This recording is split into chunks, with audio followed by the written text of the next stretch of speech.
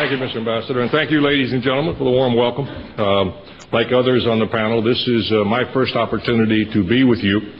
And I must say, as I've researched your organization and tried to do my homework in preparation for being here, I salute you for who you are, for what you represent, and for what you intend to do, given time and resources.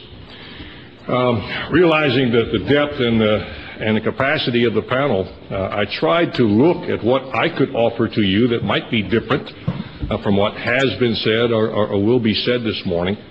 And as one of two, I suppose, career military members, I thought I would try to stay on an area of focus that had to do with strategic interest. But I'm afraid I have to admit up front that I bring to you a somewhat somber message this morning. And that is that I have tremendous concern as we sit or stand here this morning that two nations, the United States of America and Iran, are on a collision course. And if something doesn't happen pretty soon, I see, unfortunately, that those two nations are going to be at each other's throats. And so I have a sense of urgency in terms of what you do and what you represent, and a sincere hope that the third option is an option that could perhaps play and make a difference in where I see us headed today. The U.S. strategic objectives, I think, can pretty much go without any emphasis in front of this group. Our purpose in the Middle East is to, first and foremost, of course, protect our citizens who are abroad. We also want to ensure that the sea lines of communication remain open, that there's free trade, to include, of course, oil that comes from the region with our allies. We want to partner with our friends and allies in the region, and perhaps uniquely to our involvement in the Middle East, where we see the potential for ungoverned spaces and for people that would plot attacks against our nation or those of our allies, we feel a need to take action, and you see this happening in the region today. From my perspective, the strategic objectives of Iran today are first and foremost to sustain the regime.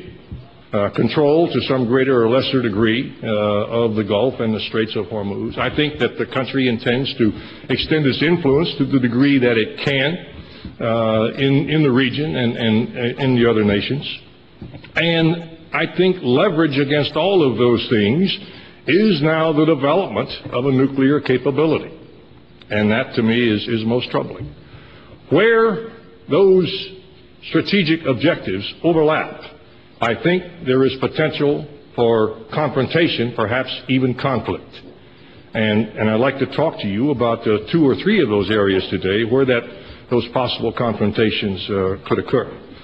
First of all is simple miscalculation on the part of either nation, not understanding the impact of what certain actions could mean.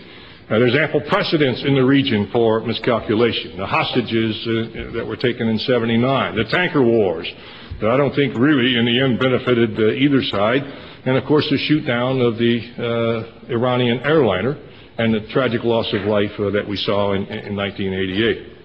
U.S. and Iranian forces are in close contact. We have forces in Iraq up against the Iranian border. We have forces in Afghanistan, and we both have forces at sea in the Gulf. And you know as well as I, tensions are always just beneath the surface in any or all of those locations. I'll share with you, it's kind of a human story, I think, of a communication that was intercepted by the folks at Dubai International Airport